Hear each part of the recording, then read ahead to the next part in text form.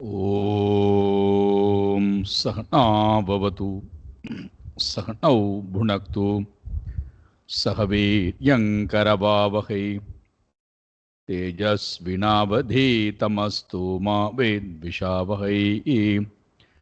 ॐ शान्ति शान्ति शान्तिः। हरिः ॐ श्रीगुरुभ्यो नमः। हरिः ॐ।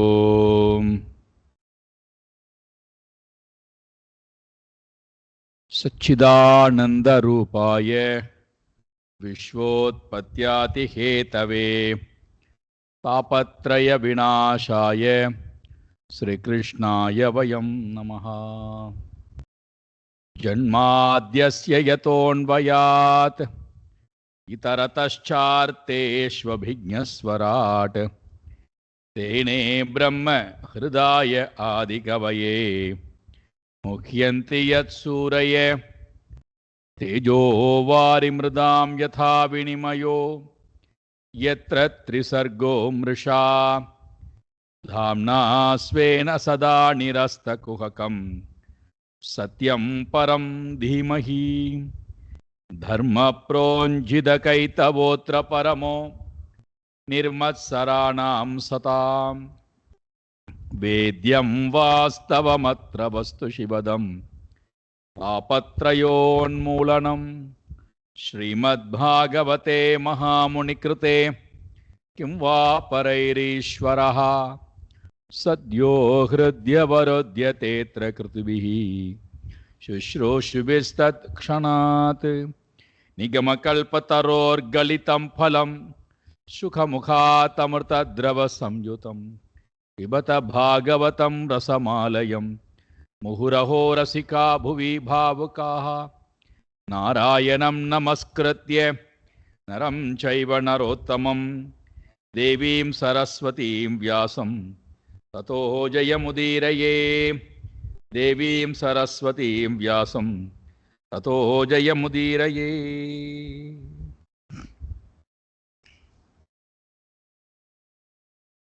காலையிலே ரொம்ப விரிவாகவே பார்த்தோம். குரரஹா என்று சொல்லக்கூடிய பக்ஷி, கிரௌஞ்ச பக்ஷி மாமிசத்தை தன்னுடைய காலிலே சுமந்து கொண்டு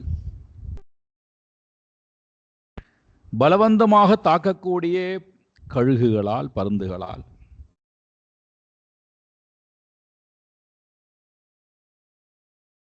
தான் மேலே போக முடியாமல், உணவையும் உண்ண முடியாமல் வேதனை விடக்கூடிய காட்சி. எப்பொழுது தான் பிடித்து கொண்டிருக்கக்கூடிய பொருளை விடுகிறதோ அடுத்த க்ஷணம் பிணத்தை நோக்கி எல்லா பறவைகளும் கீழே போகிறது. இது சுதந்திரமாக மேலே பறந்து போகின்ற காட்சி.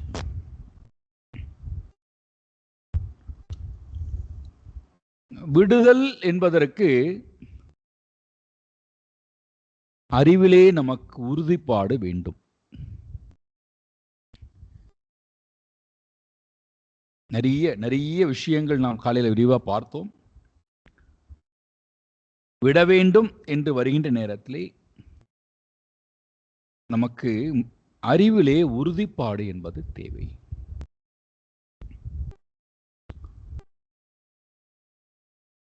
அறிவுல உறுதி வரத்தான்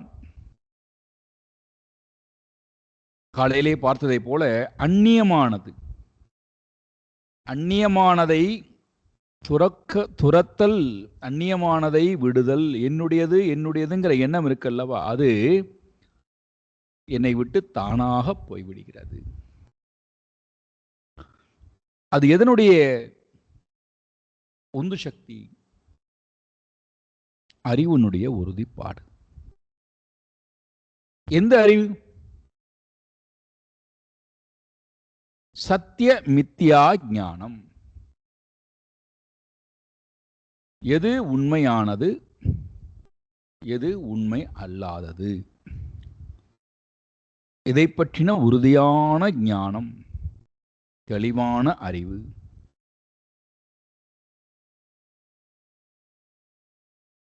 புஸ்தகம் படித்துத்தான் வர வேண்டும் என்று அவசியம் இல்லை. புஸ்தகம் படிச்சாலும் வராது. விதவிதமான சாஸ்திர நூல்களை கற்பதனால் இந்த அறிவு வருமானம் வராது.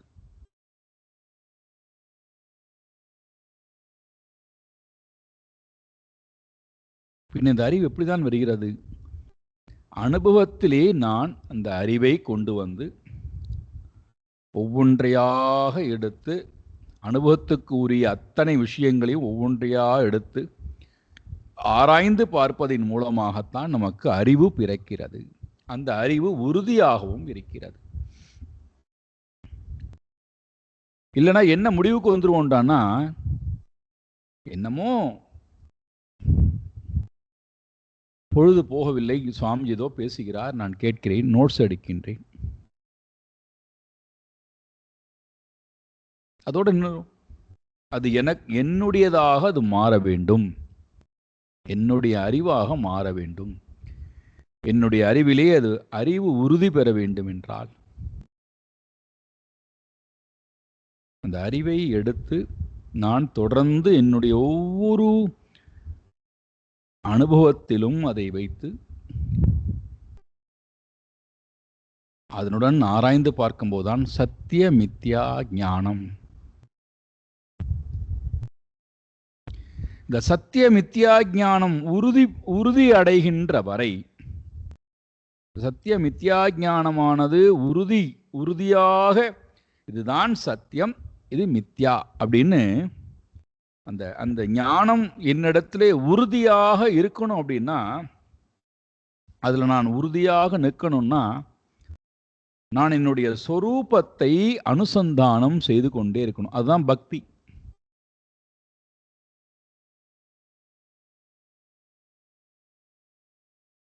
திரும்ப திரும்ப திரும்ப என்னுடைய சொரூபத்தை நான் நாடுதல்.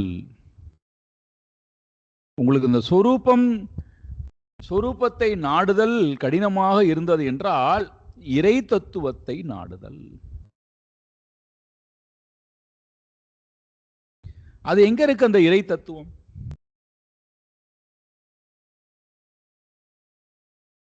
ஏன்னா நமக்கு இந்த இறை தத்துவம் சொல்லியாச்சுனாலே உடனே ஒவ்வொரு பொருளியாக போய் தேட ஆரம்பிச்சிடுறோம்.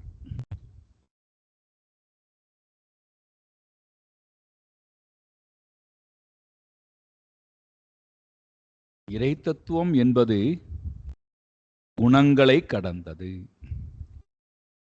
இப்போ குணங்கள்ல போய் தேடினா கிடைக்காது. இறை தத்துவம் என்பது நாம ரூபத்தை கடந்தது. அதுக்கு வடிவம் கிடையாது, அதற்கு ஒரு பெயரும் கிடையாது. நாம் அதை ஒரு வடிவத்திடத்திலே ஒரு பெயரை கொடுத்து அங்கே போய் நான் தேடிக்கொண்டிருந்தால் கிடைக்குமானா கிடைக்காது.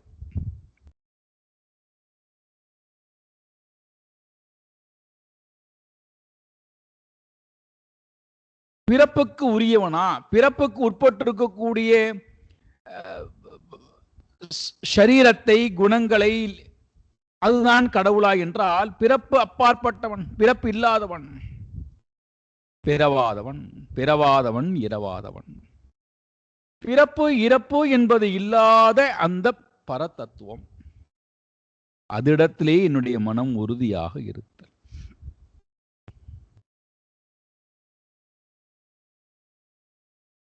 ஏதாவது செயலை செய்து அந்த செயலின் மூலமாக அவனை தெரிந்து கொள்ளலாமா என்றால் எல்லா செயலுக்கும் அப்பாற்பட்டவன், எந்த செயலும் இல்லாதவன், தானும் எந்த செயலும் செய்வதில்லை, யாரையும் எந்த செயலையும் செய்ய தூண்டுவதும் இல்லை.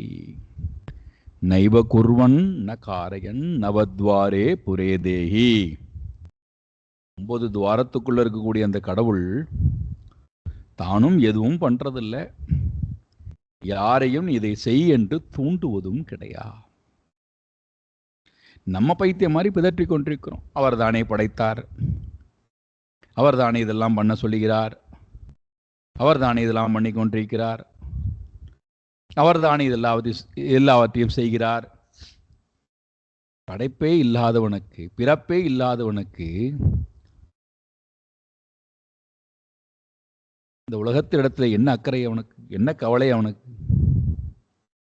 நைவ குர்வன் ந காரயன். அப்போ இறை தத்துவம் என்று வரும்போது குணங்களாகவோ செயலாகவோ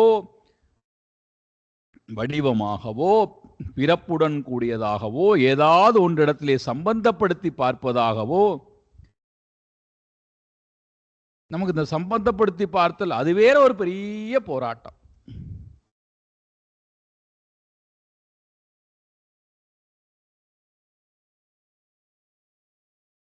சிவனுக்கு 2 பிள்ளைகள், அவங்க அந்த உறவு இந்த உறவு, அந்த ஏற்கனவே நம்ம உறவுலேயே குழப்பம் ஜாஸ்தியா இருக்கு. இல்ல வேற உறவே இல்லாதவனுக்கு சம்பந்தத்தை ஏற்படுத்தி அதுல வேற நமக்கு அவநம்பிக்கை வேற வருகிறது பக்தியிலே. அப்போ என்னுடைய அறிவு உறுதிப்பட வேண்டுமானால் என்னுடைய சொரூபத்திடத்திலே மாறாத பக்தி, அந்த சொரூப பக்தி வரணும்னா நான் 2 விதமான பக்தியை விட்டுறணும். அப்பதான் சொரூப பக்தி வரும். ஒன்று காமியத்துடன் கூடிய விருப்பத்துடன் விருப்பு வெறுப்புடன் கூடிய பக்தி, அதை விடணும். மற்றொன்று ஒன்றை அறிந்து கொள்ள வேண்டும் என்கின்ற அவாவுடைய பக்தி, அதற்காக செய்யக்கூடிய பக்தி. ஒன்றை தெரிந்து கொள்ள வேண்டும். இந்த 2 விதமான பக்தியையும் விட்டுவிட்டு சொரூப பக்தி. ஏன் இந்த சொரூப பக்தி வேணும் அப்படின்னா, நான் அறிவிலே நிலை பெறுவதற்கு, மாறாத அறிவிலே நிறைந்து இருப்பதற்கு, நிலையாக இருப்பதற்கு. அப்போதான் என்னால தைரியமா விட முடியும். இல்லைன்னா விடுதல் என்பது கடினமான காரியம். பயம் வந்துடும் நமக்கு.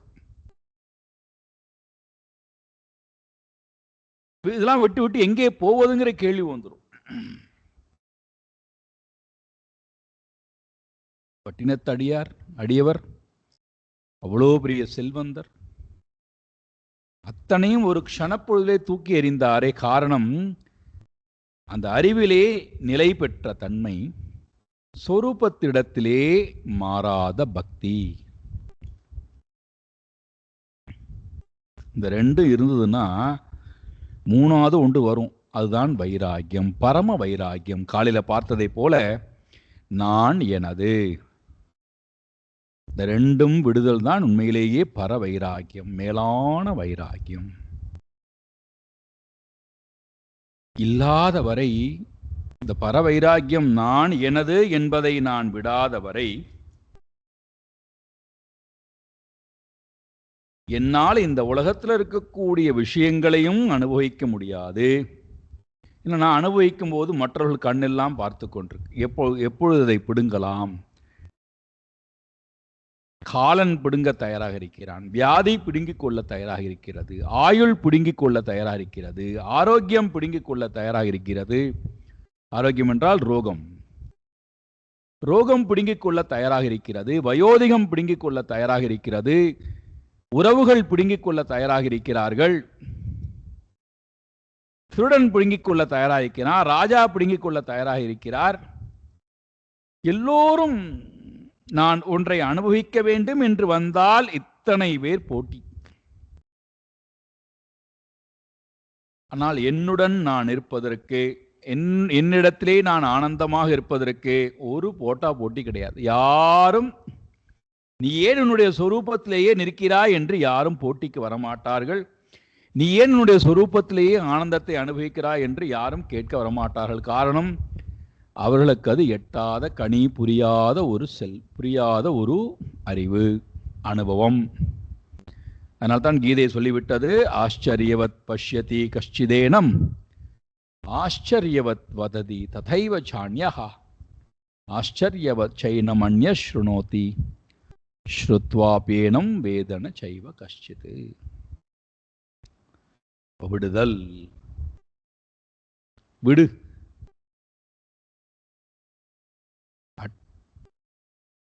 விட்டால் பதவி கிடைக்கும், மோட்ச பதவி பெற்றால் பந்தம் கிடைக்கும், ஜனன மரணம் கிடைக்கும். விடுதல் என்பது இவ்வளவு இந்த 3 முக்கியமான ஞாபகத்துக் கொள்ளும். அறிவு, உறுதியான அறிவிலே நான் நிலை பெறுதல். அந்த உறுதியான அறிவில நிலை பெறுவதற்குத்தான் நிதித்தியாசனம். சொரூபத்திடத்திலே திரும்ப திரும்ப திரும்ப நான் போய் பக்தி வைப்பதுதான் மனனம்.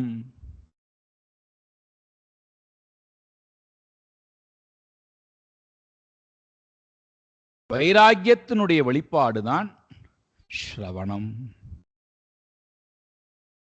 வைராக்கியம் எனக்கு வந்துவிட்டது என்பதனுடைய வெளிப்பாடு என்ன? காது கொடுத்து கேட்க ஆரம்பிப்பேன். ஸ்ரத்தை பிறக்கிறது, ஸ்ரவணம் பிறக்கிறது. அப்போ வைராக்கியத்திலிருந்து பிறக்கக்கூடியது ஸ்ரவணம், ஸ்ரவணத்திலிருந்து பிறக்கக்கூடியது மனனம், மனனத்திலிருந்து பிறக்கக்கூடியது நிதித்தியாசனம். இந்த 3ம் எனக்குள்ளே நடந்தால் எப்படி அந்த குரர பட்சியானது துறந்து விட்டு போனதோ,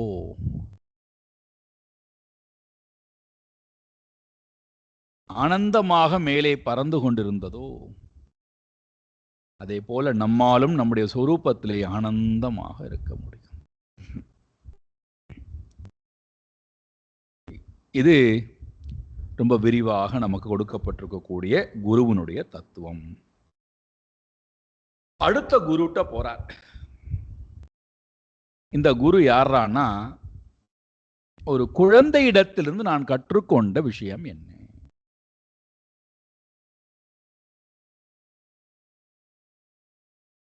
ஒரு குழந்தை, கற்பனை செய்யுங்களேன், ஒரு குழந்தையினுடைய தன்மை என்ன?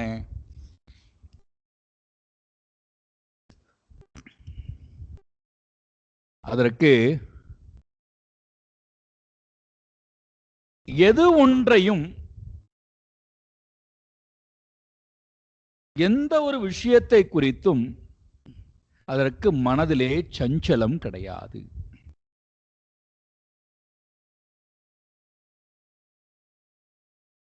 அப்படின்னா என்ன அர்த்தம்? எதிர்காலத்தை பற்றின சிந்தனம் மனதில் இல்லை.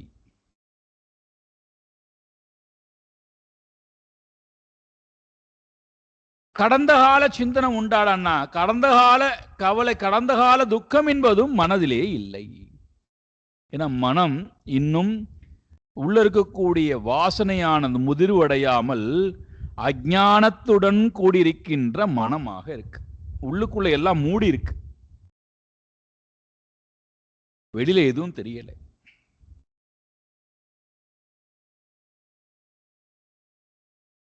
வெளியில் தெரியாத நிலையிலே அந்த மனமானது நிகழ்காலத்துல இருக்கு. நிகழ்காலத்துல எப்படி இருக்குடானா, எந்த அபிமானமும் இல்லாமல் இருக்கு.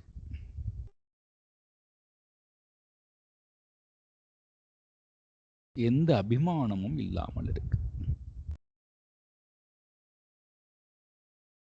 இந்த குலத்திலே பிறந்திருக்கிறேனே, உயர்ந்த குலத்திலே பிறந்திருக்கிறேன்கிற அபிமானம் கிடையாது. நல்ல அழகு உடையவனாக இருக்கிறேனேங்கிற தேக அபிமானம் கிடையாது. நல்ல அப்பா அம்மாக்கு பிறந்திருக்கிறேன் சொல்லக்கூடிய மாத்ரு பித்ரு அபிமானம் என்பது கிடையாது. நல்ல உறவுகளிடத்திலே பிறந்திருக்கிறேனேங்கிற அந்த உறவுகள் அபிமானம் கிடையாது. அறிவு அபிமானம் உண்டா என்றால் அறிவே இல்லை, அப்புறம் எங்க அபிமானம் இருக்கும்? செல்வ அபிமானம் கிடையாது. எந்த அபிமானமும் இல்லாத ஒரு தமோகுணம் நிறைந்த மனம்.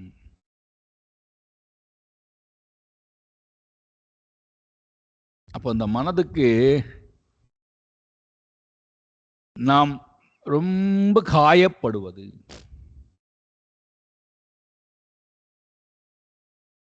எதுல ரொம்ப காயப்படுகிறோம் அப்படின்னா,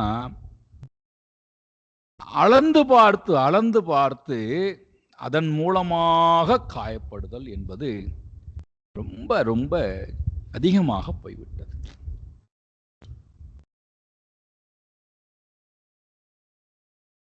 அந்த அளந்து பார்த்தல் என்பதற்கு பெயர்தான் மான என்று பொருள். மா என்றால் அளத்தல். செல்வத்தை கொண்டு அளந்து பார்ப்பது, பதவியை கொண்டு அளந்து பார்ப்பது,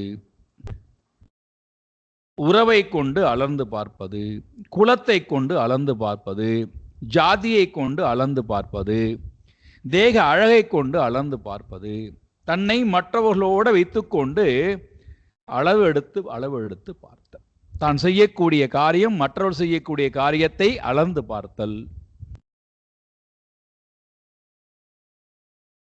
இந்த அளந்து பார்க்கின்ற தன்மை எதுவரை நம்மிடம் இருக்கோ அதுவரைக்கும் நாம் அபிமானிகள். மான அபிமானி, அவமான அபிமானி. மானத்திலும் அபிமானம், அவமானத்திலும் அபிமானம். இப்ப நாமே நம்முடைய அறிவை கொண்டு அளந்து பார்த்து நமக்கு நாமே ஒரு செய்தியை சொல்லிக்கிறோம். நான் உயர்ந்தவன், மேலானவன்,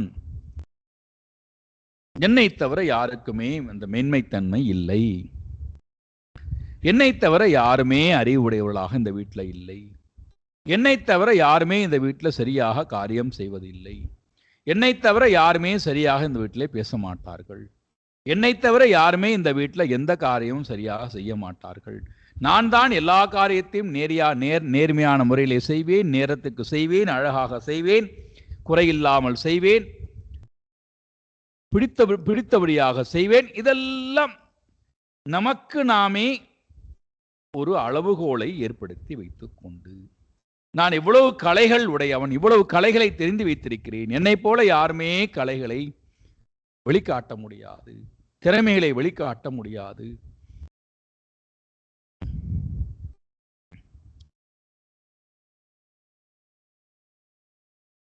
இந்த அளவுகோல் நமக்கு எல்லாம் இருக்கு. நான் இவ்வளவு சிறப்புடையவன், ரொம்ப சந்தோஷம், இருக்கட்டும். இப்ப அதனால என்ன, வைத்துக்கொள். நான் சிறப்புடையவன் என்றால் நான் இந்த பதவியை அலங்கரிக்கிறேன், அப்போ இவ்வளவு பெரிய பதவியை அலங்கரிக்கிறேன், இந்த பதவியில இவ்வளவு காரியங்களை செய்கிறேன், இவ்வளவு சிறப்புடைய காரியங்கள் எல்லாம் எங்களால் தான் செய்யப்படுகிறது. So what? அதனால என்ன, இப்போ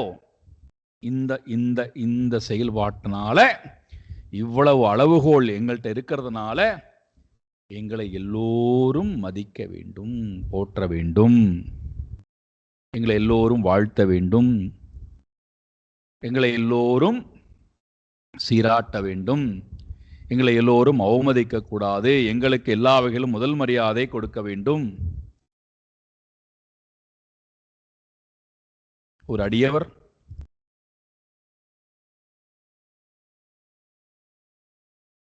பெரும் செல்வந்தர், தான் சேர்த்த செல்வத்திலே நிறைய தான தர்மம் செய்யக்கூடியவர், அதுவும் சாதுக்களுக்கு என்றால் நிறையவே கொடுக்கக்கூடியவர். ஒரு சாதுவுடைய தொடர்பிலே இருக்கக்கூடியவர், அவருடைய சத்சங்கத்துக்கு போகக்கூடியவர். அவருக்கு போய் நிறைய செல்வங்களை வெள்ளி தட்டிலே வைத்து நிறைய பழங்களுடன் என்னென்னலாம் திராட்சை, முந்திரி, அது இது என்னெல்லாம் உண்டோ எல்லாவற்றையும் வைத்து, காஷாய வஸ்திரத்தையும் வைத்து, ஒரு சன்னியாசிக்கு என்னென்ன மரியாதை உண்டோ எல்லா மரியாதையுடனும் தட்சணையும் வைக்கப்பட்டு நிறைய செல்வங்கள் அதில் வைக்கப்பட்டு,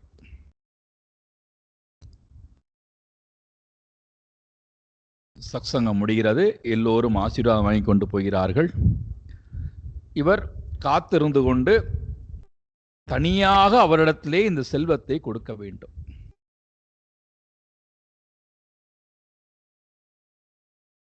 அவரிடத்திலே கொடுக்கப்படுகிறது. அவர் சொல்றார், இங்கே பக்கத்தில் வைத்து விடுங்கள்.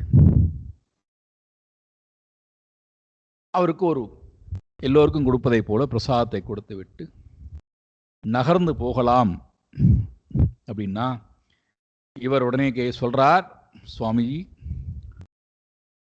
நான் கொண்டு வந்து கொடுத்திருக்கக்கூடிய தட்சணை ₹1,00,000 மேல இருக்கும். ரொம்ப சந்தோஷம். ஆசிரமத்தில் கொடுத்து விட்டீர்கள் அல்லவா, அதுக்கு உண்டான ரசீதை பெற்றுக்கொள்ளுங்கள்.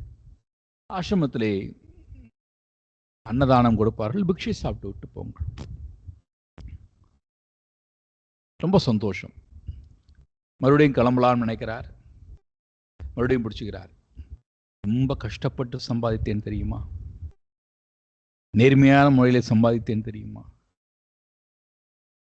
நேர்மையான முறையில் சம்பாதித்த பணத்தை உங்கள்கிட்ட கொண்டு வந்து கொடுக்கணும் என்று விரும்பினேன், அதான் கொண்டு வந்து கொடுத்தேன். அதான் கொடுத்து விட்டீர்களே, இப்ப என்ன வேணும் உங்களுக்கு? வேற என்ன வேணும் உங்களுக்கு?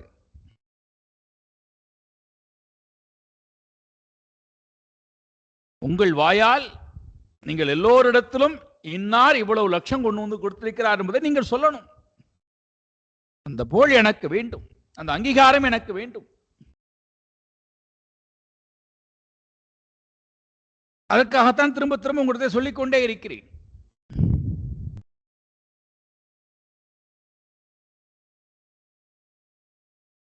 சுவாமிஜி சொல்றார், இந்த தட்டோடு இருக்கின்ற செல்வத்தை எல்லாம் எடுத்துக்கொண்டு கிளம்பு.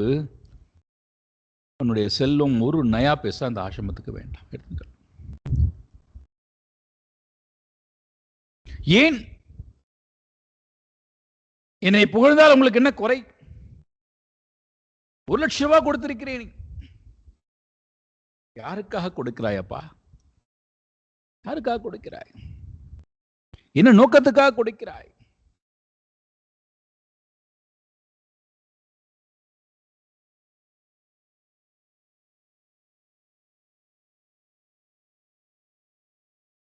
ஒரு சிறு காரியத்தை செய்துவிட்டு அந்த காரியத்திடத்திலிருந்து அபிமானம், நான் இவ்வளவு பெரிய காரியத்தை செய்துவிட்டேன், என்ன எல்லோரும் மதிக்க வேண்டும். குருவா இருந்தாலும் மதிக்கணும், கடவுளாக இருந்தா கூட மதிக்கணும். மகாபலியை போல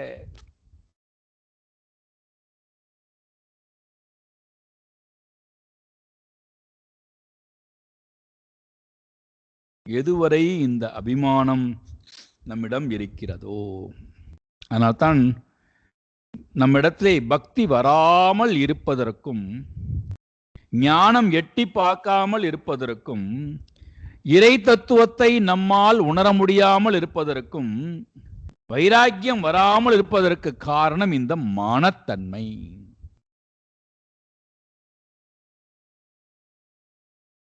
அதான் பகவான் சொல்றார், அமானித்வமதம் பித்வம் அஹிம்சா க்ஷாந்திரார்ஜவம். மானி அமானி. நம்மிடம் சிறப்புகள் இருக்கலாம், மற்றவர்களிடம் இல்லாத குணங்களோ செயல்களோ வடிவமோ அழகோ இருக்கலாம். So what? அதனால என்ன இப்போ? அது அவனுக்கு சொந்தமானது அல்லவா? புத்தி எனக்கு திக்ஷண்யமா இருக்கு என்றால் பகவான் சொல்றான், புத்திர் புத்திமதாம் அஸ்மி. நான் தேஜோமயமாக இருக்கிறேன், அழகு பொருந்தியவனாக இருக்கிறேன். அறிவில் அழகு, மனதில் அழகு, செயல்பாட்டில் வீரியம், எல்லாம் தேஜஸ் இருக்கு என்றால் தேஜஸ் தேஜஸ் வினாமியகம்.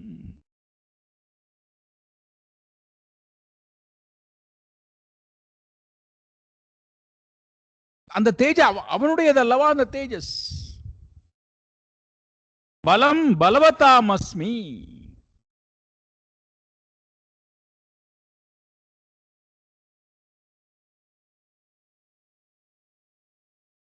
எப்பொழுது நமக்கு இந்த மானத்தன்மையும் அவமானத்தன்மை, நாமே நமக்கு ஒரு மானத்தன்மையை, ஒரு அளவுகோலை ஏற்படுத்தி கொண்டு, இதுல என்ன ஒரு வேடிக்கையான விஷயம் என்று கேட்டால், நம்மிடம் இருக்கக்கூடிய சிறப்பானது மற்றவர்களுக்கு தெரிந்து அவர்கள் மதிக்கணும்னு கேட்கிறோம்.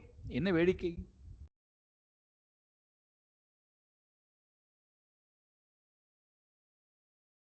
ஒருவேளை அவர்கள் மதிக்கவில்லை என்றால் அவங்கள கூப்பிட்டு, நான் யாரு தெரியுமா, என்ன நீ மதிக்காமல் இருக்கிறாயன்னு மிரட்டுறோம் அவங்கள போய்.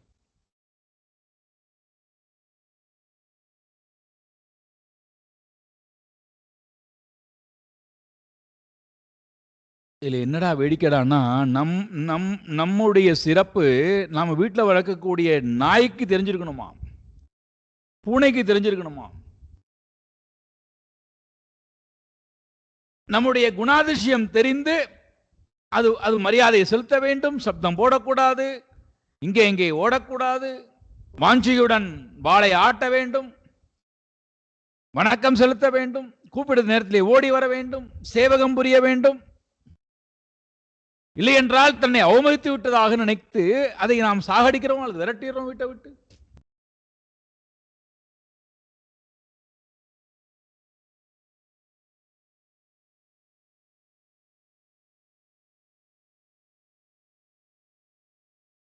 இல்ல இன்னும் வேடிக்கை என்னன்னு கேட்டா,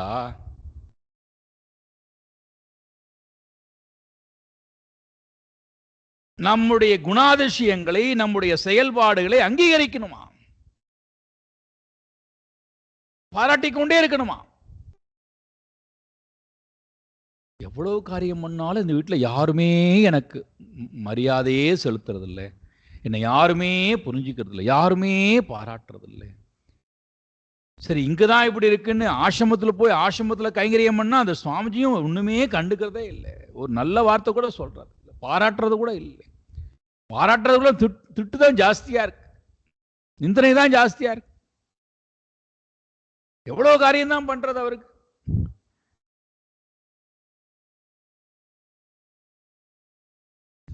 அதனால என்னுடைய மனசு வெறுத்து விட்டது. காரணம், யாருமே என்னுடைய செயல்பாட்டை புரிந்து கொள்ளவில்லை. அதனால நான் எங்குமே போகாமல் ஒதுங்கி விட்டேன். கடவுளுக்கு கூட நான் பூஜையும் பண்றது, கடவுளை என்ன புரிஞ்சுக்கிறது இல்லை, கடவுளை என்ன மதிக்கிறது இல்லை.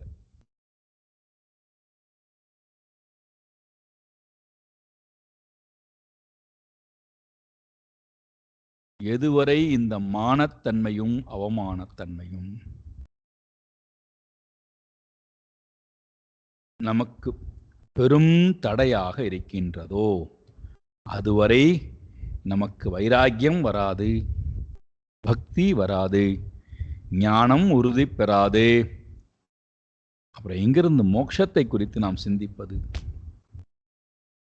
சும்மா வாயால பிதற்றி கொண்டிருக்கலாம், ஆத்மா ஆத்மா, மாயா, பிரகிருதி, பிரம்மன், புருஷன், ஏதோ நம்ம 4 வார்த்தை தெரிந்து வைத்துக் கொண்டு பிதற்றி கொண்டிருக்கலாமே தவிர, அடிப்படையிலே இந்த மானத்தன்மை அவமானத்தன்மை நம்முடைய மனதை தொட்டு கொண்டிருக்கின்ற வரை, நம்முடைய மனதை முழுமையாக வியாபித்திருக்கின்ற வரை.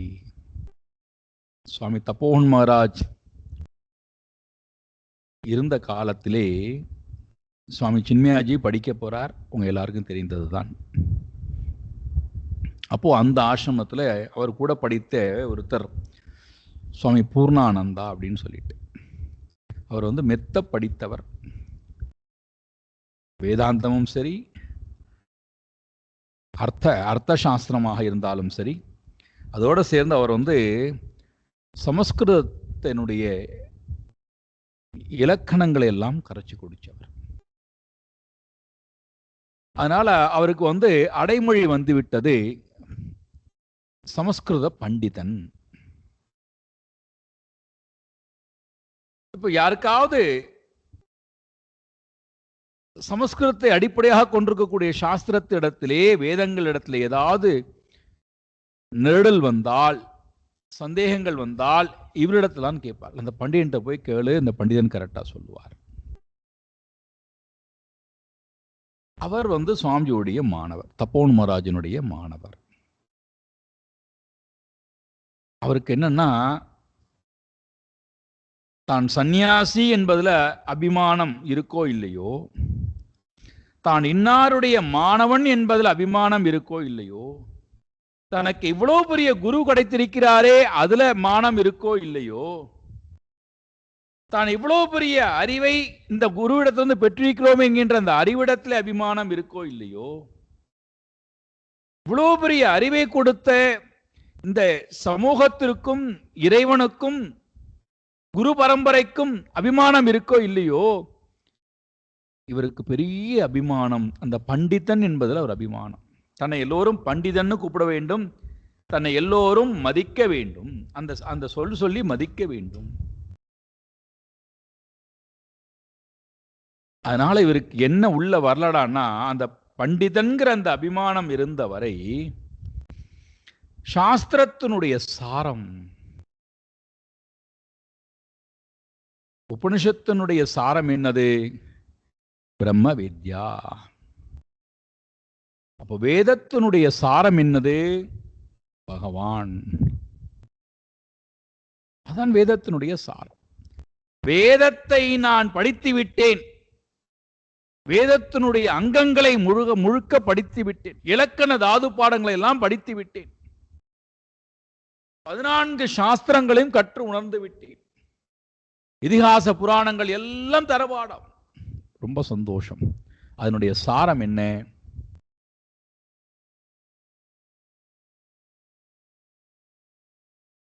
வேதத்தினுடைய சாரம் சாக்ஷாத் நிகமகல்பதரோர் கலிதம் பலம் சுகமுகாத் அமிர்த திரவ சம்யுதம் பிபத பாகவதம் ரசமாலயம் முஹுரஹோ ரசிகா புவி பாவுகாஹ.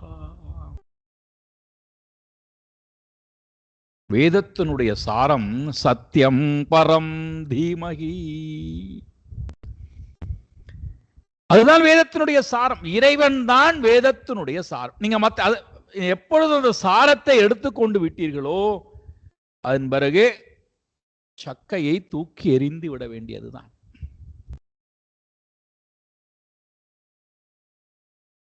அவ்வளவுதான். வேதங்களாக இருந்தாலும் சரி, உபனிஷதங்களாக இருந்தாலும் சரி, இதிகாச புராணங்களாக இருந்தாலும் சரி, அல்லது 14 சாஸ்திரங்கள், உபாங்கங்கள் எல்லாம் வெறும் சக்கை, வெறும் குப்பைகள். இப்ப இவருக்கு அபிமானம். அதனால வேணும்னே தப்போன் மகாராஜ் என்ன பண்ணுவாராம், சின்மயாஜிட்ட சொல்லி அந்த பண்டிதனை வர சொல்லு சொல்லுவாராம். தன்னுடைய மாணவனை கூப்பிடுன்னு சொல்ல மாட்டாராம், பெயரை சொல்லி இவனை அழைத்து கொண்டு வா சொல்ல மாட்டாராம். அந்த பண்டிதனை அழைத்து கொண்டு வா, அந்த பண்டிதனை கூப்பிடு.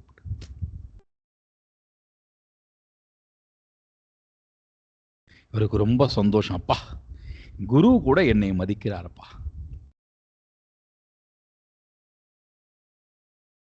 வேற யார் என்ன மதிக்க வேண்டாம், குரு என்ன மதிக்கிறார். என்னுடைய அறிவுக்கு நான் செய்யக்கூடிய காரியத்தை அவர் அங்கீகாரம் கொடுக்கிறார். எல்லோரிடத்திலும் என்னை பற்றி பேசுகிறார், என்னையே நினைத்துக் கொண்டிருக்கிறார். யாருக்கு இழப்பு?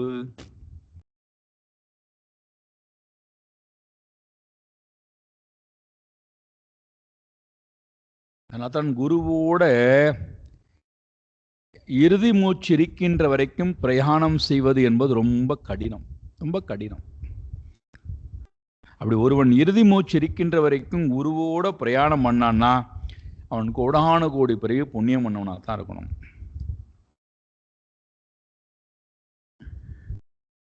இல்லைனா ஞான குருவுடன் இறுதி மூச்சு இருக்கிற வரைக்கும் பிரயாணம் செய்தல் மெத்த கடினம். அதனால தான் துர்லபம்ங்கிறார் அதிசங்கர பகவத் பாதால். மகா புருஷ சம்ஸ்ரயா, மகான்களுடைய சேர்க்கை கிடைப்பது என்பது துர்லபம். நாம் அவங்களையும் என்ன பண்றோம், நம்முடைய மானத்தன்மையினாலே அவமானத்தன்மையினாலே அவங்களையும் அளவு எடுத்து அளந்து பார்த்து அவங்களுக்கும் ஒரு சொக்காயை போட்டு நம்ம கண்ணாடி வித்து கொண்டு அவர்களையும் பார்த்து இவர்கள் இப்பேற்பட்டவர்கள், இவர்கள் என்னை அவமதித்து விட்டார்கள், இவர்களால் எனக்கு இந்த அவமானம் வந்து விட்டது, இவர்களால் எனக்கு மானம் ஏற்பட்டு விட்டது. இதெல்லாம் யாருக்கு இல்லையாம்? இவ்வளவு நேரம் கதை சொன்னது யாருக்குடான்னா, இது எதுவுமே குழந்தைக்கு இல்லை. நமே மானவமானௌஸ்தோ ந சிந்தா கேக புத்ரினாம் ஆத்ம கிரீட ஆத்மரதிஹி விசராமீக பாலவத். அப்போ தன்னை பார்க்கிறார். அந்த குரு அவதூதர் தன்னை பார்க்கிறார். தன் இடத்துல என்ன என்ன இருக்கு என்ன இல்லை என்பதெல்லாம் அளந்து பார்க்கும்போது அவருக்கு தெரிகிறது, மே எனக்கு மான அவமானௌ நஸ்தஹா, எனக்கு மானமும் இல்லை அவமானமும் இல்லை.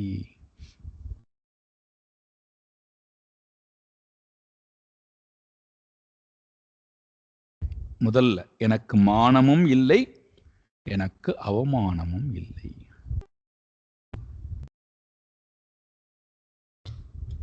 அது எப்படி தெரியும்? மானம் அவமானம் இல்லை என்பது எப்படி தெரியும்?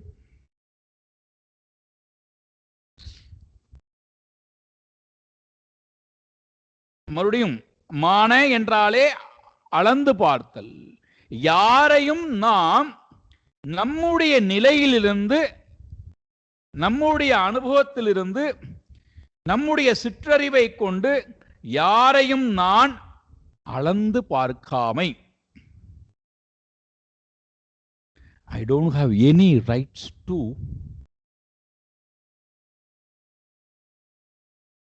அளந்து பார்க்கக்கூடிய தன்மை. யார் எனக்கு அந்த அதிகாரத்தை கொடுக்கல.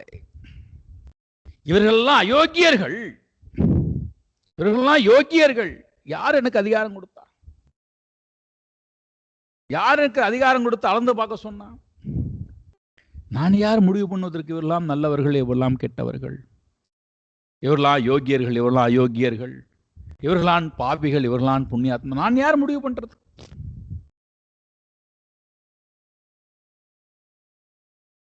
எப்பொழுது நான் என்னுடைய சிற்றறிவை கொண்டு அளவெடுக்கின்றேனோ மற்றவர்களை, மற்றவர்களுடைய குணங்களை, செயல்பாடுகளை, சம்பந்தத்தை, உருவத்தை, பெயரை, பிறப்பை நான் அளவெடுக்கின்றேனோ அதே போல அவர்களும் என்னை அளவெடுப்பார்கள்.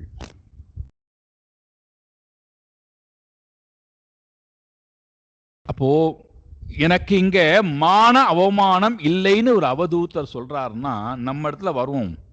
அவருக்கு இருக்காது, நிச்சயமா இருக்காது. நம்ம இடத்துல வரும். மான அவமானமானது நம்மிடம் இல்லாமை எப்படி தெரியும்? இருக்கு இல்லைன்னு எப்படி தெரியும்? அளந்து பார்த்து கொண்டே இருந்தால் மானம் இருக்குன்னு அர்த்தம். அந்த அளந்து பார்க்கக்கூடிய தன்மையினால ஒவ்வொருத்தருந்தால் நம்மை நாமே விலக்கிக் கொள்கின்றோம் அல்லது சேர்த்துக் கொள்கின்றோம், ஒட்டிக் கொள்கிறோம் அல்லது பிரித்துக் கொள்கின்றோம், வெறுப்புடன் அணுகுகிறோம் அல்லது பிரியத்துடன் அணுகுகிறோம்.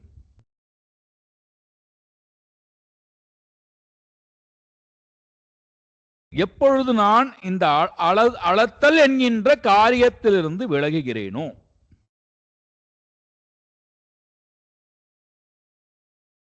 இது முதல் விஷயம்.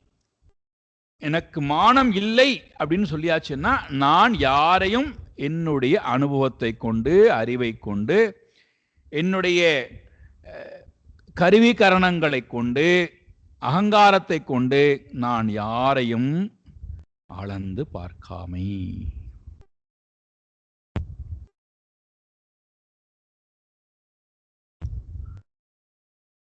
இரண்டாவது,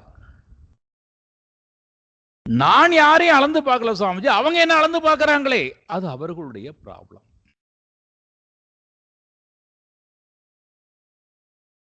அது என்னை பாதிக்கிறதே. அவர்கள் என்னை அளந்து பார்த்து என்னை இப்படி நடத்துகிறார்களே.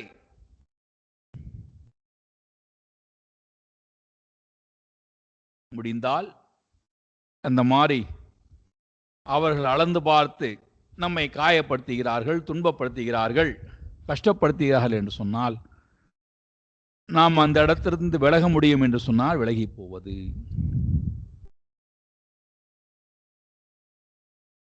இல்லை என்று சொன்னால், அங்கேதான் இருந்து ஆக வேண்டும் என்று சொன்னால் உபேக்ஷா. அவர்களை நாம் என்னுடைய அறிவுக்கு கொண்டு வராமல், வெறுப்பும் அடையாமல், காயத்தையும் கொடுக்காமல் உதாசீனப்படுத்துதல்.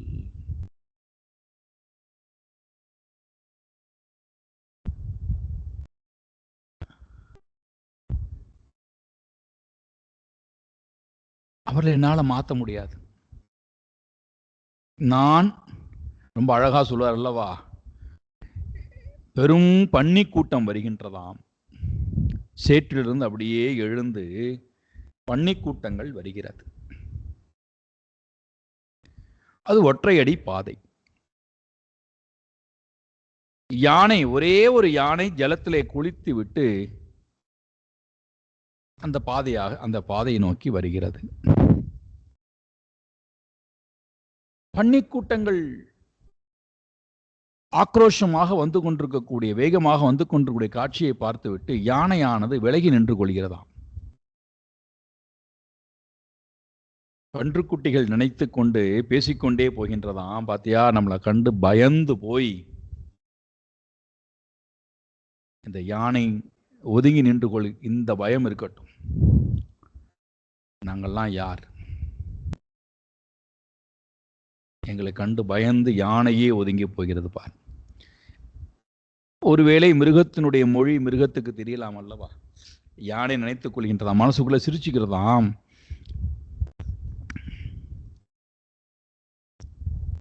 எவ்வளவு பலம் வாய்ந்தவன் நான், என்னால் உங்கள் அத்தனை பேரும் ஒரு நொடி பொழுதிலே துவம்சம் செய்ய முடியும்.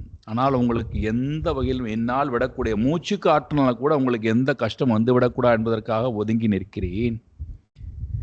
நீங்கள் என்னை இந்த மாதிரி அவமதிப்பதனாலே என்னுடைய பலத்திற்கோ என்னுடைய ஆற்றலுக்கோ எவ்வகையிலும் குறைபாடு வரப்போவது இல்லை. என்னை நீங்க அவமதிப்பதனாலே எனக்கு எந்த காயமும் இல்லை. காரணம் என்ன? பலகீனமானவன் பலம் உடையவனை நிந்திக்கத்தான் செய்வான்.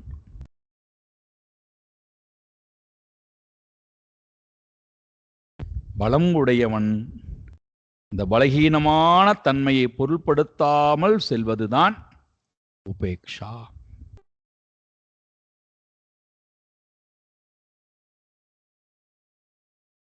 அப்போ இங்க அவமதித்தல் என்பது வருகின்ற நேரத்திலே அவதூதர் சொல்றார், நமே மானஹா நமே அவமானஹா நஸ்தஹா, என்னிடத்திலே மானமும் இல்லை, என்னிடத்திலே அவமானமும் இல்லை. மானமும் அவமானமும் அகங்காரத்துக்கு சொந்தமானது. மானமும் அவமானமும் அகங்காரத்துக்கு சொந்தமானது. சுகமும் துக்கமும் உணர்ச்சிக்கு சொந்தமானது. சீதமும் உஷ்ணமும் தேகத்துக்கு சொந்தமானது. இங்க நேரடியா இங்க போயிட்டார், அகங்காரத்துக்கே போயிட்டார்.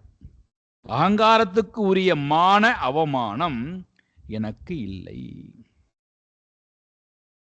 இப்ப நமக்கு இந்த மான அவமானம் இருக்கிறதா அப்படின்னு பார்த்தா இல்லைன்னு எப்படி தெரிஞ்சுக்கலாம்? நான் யாரையும் அளந்து பார்ப்பது இல்லை. மற்றவர்கள் என்னை அளந்து பார்க்கிறார்களே, அது அவர்களுடைய ப்ராப்ளம், அவர்களுடைய மனோநிலை. நான் அதனால் எவ்வகையிலும் காயப்படுவது இல்லை. காயப்படுகிறேன், வேதனைப்படுகிறேன் அப்படின்னா எனக்கு இன்னும் மானத்து மேலே அபிமானம் இருக்கிறது.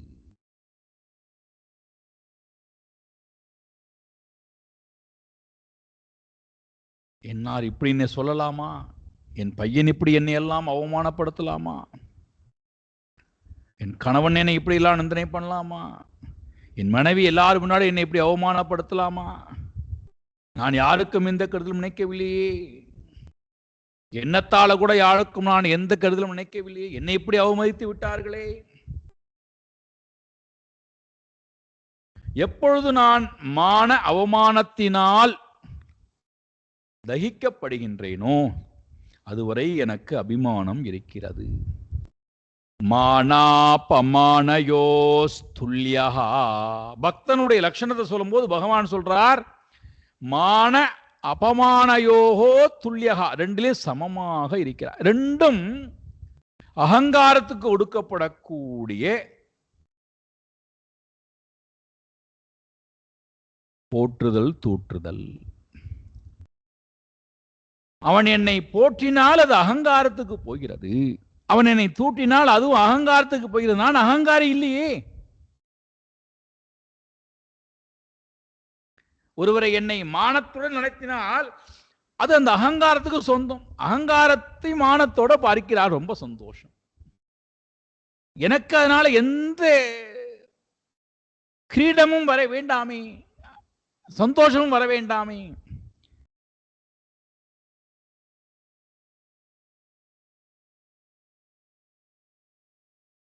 மான அவமானம் என்னிடம் இருக்கிறது அப்படின்னு இருந்ததுன்னா நான் அளந்து பார்த்து கொண்டே இருப்பேன், காயப்பட்டு கொண்டே இருப்பேன்.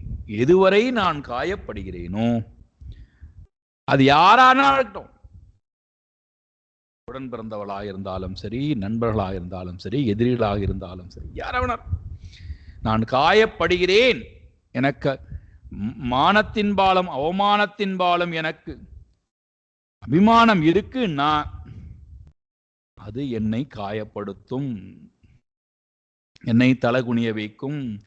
அகங்காரத்திற்கு சதா அடி விழுந்து கொண்டே இருக்கும்.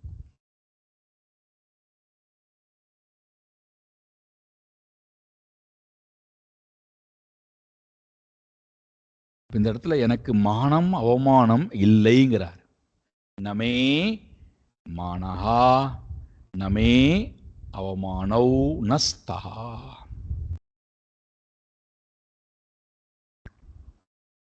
மானமும் அவமானமும் எதுவரை நம்மிடம் இருக்கிறதோ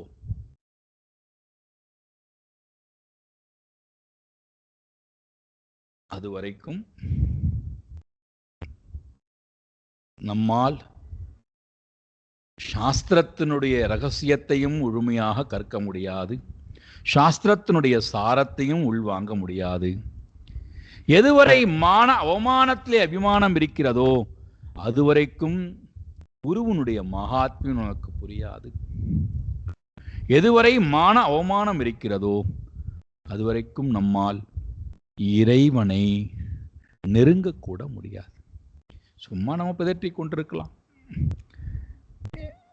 இறைவனுடைய ஸ்லோகங்களை சொல்லி பூஜை பண்றேன், அது பண்றேன், இது பண்றேன், இது சொல்லி கொண்டிருக்கலாமே. அல்ல அகங்காரத்துக்கு செய்யக்கூடிய காரியங்கள். சொரூபத்தை நெருங்கணும்னா ஸ்வபாவத்தை விட்டாத்தான் சொரூபத்தை நெருங்க. ஸ்வபாவத்தில் உள்ளது மானம் அவமானம், பிரியம் அப்பிரியம், ஜெயம் அஜயம், சீதம் உஷ்ணம், இதெல்லாம் ஸ்வபாவத்துக்கு உரியது. சுபாவம் என்றால் 3 குணங்களுக்கு உரியது. சொரூபத்துக்கு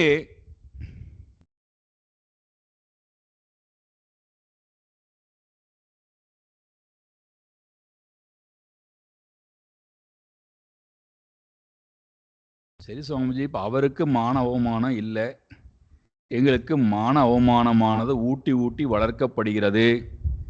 நாங்கள் மான அவமானத்தோடு இருக்க வேண்டாம் நினைத்தாலும் எங்களை எப்படியாவது மான அவமானத்துகளை கொண்டு வந்து பந்தப்படுத்தி விடுவார்கள். நாங்கள் இந்த மான அவமானத்திலிருந்து வெளியில வருவதற்கு என்னதான் பண்ணுவது?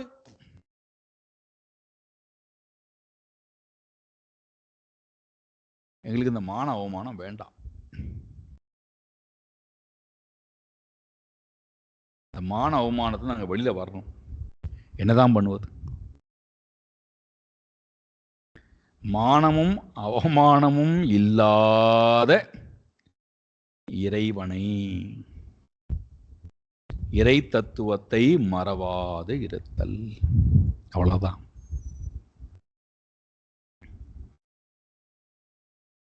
மானமும் அவமானமும் இல்லாத, என்ன அழகான பாருங்கள், அருணகிரிநாத பெருமான் எவ்வளவு அழகா பாடுறார் பாருங்கள்.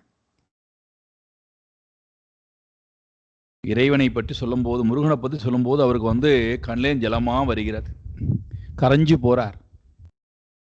மகமாயை களைந்திட வல்ல பிரான் முகமாறும் ஒளிந்தும் ஒளிந்திலனி.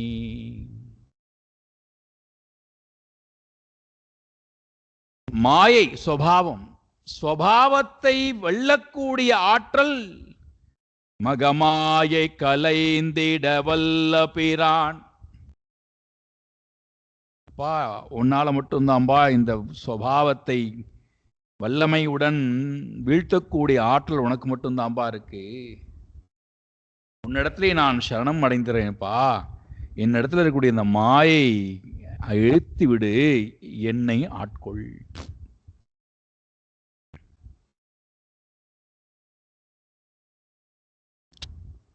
சுபாவத்துடன் அபிமானித்திருக்கின்ற வரை மான அவமானம் தலைவிரித்தாடும். மான அவமானம் நம்மை காயப்படுத்தும், மோகிக்க வைக்கும், சோகம் அடைய வைக்கும். மானம் வரும்போது நாம் மோகித்து போவோம், அவமானம் வரும்போது தலை குனிந்து நிற்போம், சோகத்துக்கு போவோம். சுப்பீரியாரிட்டி காம்ப்ளெக்ஸ், இன்ஃபீரியாரிட்டி காம்ப்ளெக்ஸ், இந்த ரெண்டும் எனக்கு இல்லை. நமே மானஹா நமே அவமானஹா நஸ்தஹா. மானம் அவமானம், இந்த மானம் என்பது எதிலெல்லாம் வருகிறது? வீட்டை சார்ந்து, மனைவியை சார்ந்து, குழந்தையை சார்ந்து, பேரன் பேத்தியை சார்ந்து, அழகை சார்ந்து, ஆரோக்கியத்தை சார்ந்து, வாழ்வை சார்ந்து, செய்யக்கூடிய காரியத்தை சார்ந்து, சேர்த்திருக்கிற செல்வத்தை, எல்லாத்திலும் இந்த மானம் அவமானம் படுத்துற பாடு இருக்கு பாருங்கள். பாப்பா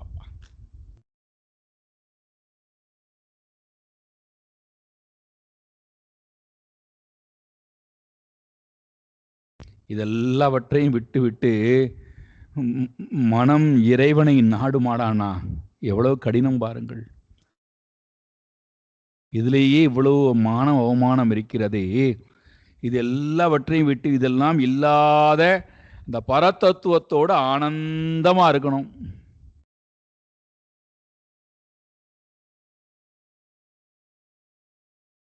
ரெண்டாவது சொல்றார், கேக புத்ரீனாம் ந சிந்தா.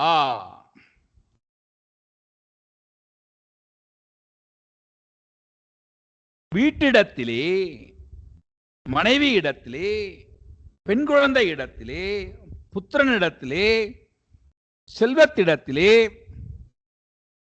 எப்படியெல்லாம் கவலை இருக்குமோ, சிந்தா கவலை இருக்குமோ, இதனால வந்த கவலை மானத்தினால் வந்த கவலை, அபிமானத்தினால் வந்த கவலை,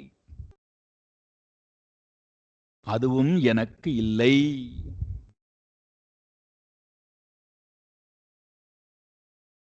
ஏன்? அவரே பதில் கொடுத்துட்டார். நான் இவ்வளவு நேரம் பேசினது அவரே சொல்லிட்டார் பாருங்கள். ஆத்ம கிரீடஹா ஆத்மரதிஹி, தன்னிடத்திலேயே தான் மகிழ்ச்சியுடன் இருக்கிறான், தன்னிடத்திலேயே தான் ரமித்துக் கொண்டும் இருக்கிறான். ஆத்ம கிரீடஹா, கிரீடஹா என்றால் மகிழ்ந்து இருத்தல், மகிழ்ச்சி, விளையாட்டு. ஆத்ம கிரீடஹா, தன்னிடத்திலேயே தான் ஆனந்தமா விளையாடிக் கொண்டிருக்கிறான், மகிழ்ந்து கொண்டிருக்கிறான். ஆத்ம ரதிஹி, தன்னிடத்திலேயே தான் ரதி ரமித்துக் கொண்டும் இருக்கிறான். யாரை போல? பாலவத்து, ஒரு குழந்தையை போல. ஒரு குழந்தை தன்னுடன் இருக்கிறது. அவ்வளவுதான். இந்த ஒரு வார்த்தையை சொல்றதுக்காக இவ்வளவு விஷயம் பேசியிருக்கார். பாலவத், ஒரு குழந்தையை போல நான் இந்த உலகத்திலே இருக்கிறேன். ஒரு குழந்தைக்கு மானம் இல்லை, அவமானம் இல்லை, கவலை இல்லை. காரணம், அது தன்னிடத்திலேயே மகிழ்ச்சியா இருக்கிறது, தன்னிடத்திலேயே ரமித்துக் கொண்டிருக்கிறது. அதே போல நானும் ஆத்ம கிரீடஹா ஆத்ம ரதிஹி, தஸ்மாத் காரணாத் பாலவத் அகம் சதா சந்தோஷம் ஸ்மராமி, சந்தோஷத்திலேயே நிறைவுடன் கூடியவனாய் நான் இருக்கிறேன்.